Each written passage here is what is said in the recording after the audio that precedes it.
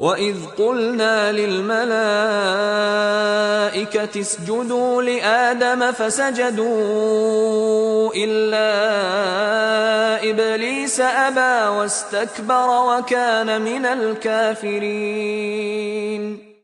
وَقُلْنَا يَا آدَمُ اسْكُنْ أَنتَ وَزَوْجُكَ الْجَنَّةَ وَكُلَا مِنْهَا رَغَدًا حَيْثُ شِئْتُمَا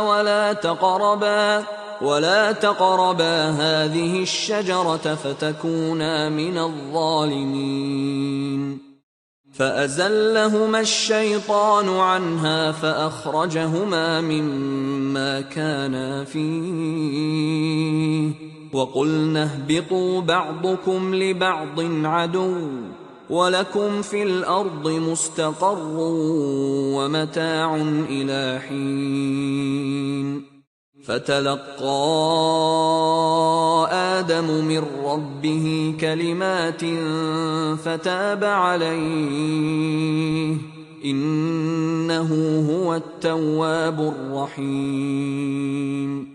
قُلْنَا اهْبِطُوا مِنْهَا جَمِيعًا فَإِمَّا يَأْتِيَنَّكُم مِّنِّي هُدًى فَمَن تَبِعَ هُدَايَ فَلَا خَوْفٌ عَلَيْهِمْ وَلَا هُمْ يَحْزَنُونَ وَالَّذِينَ كَفَرُوا وَكَذَّبُوا بِآيَاتِنَا أُولَٰئِكَ أَصْحَابُ النَّارِ ۖ هُمْ فِيهَا خَالِدُونَ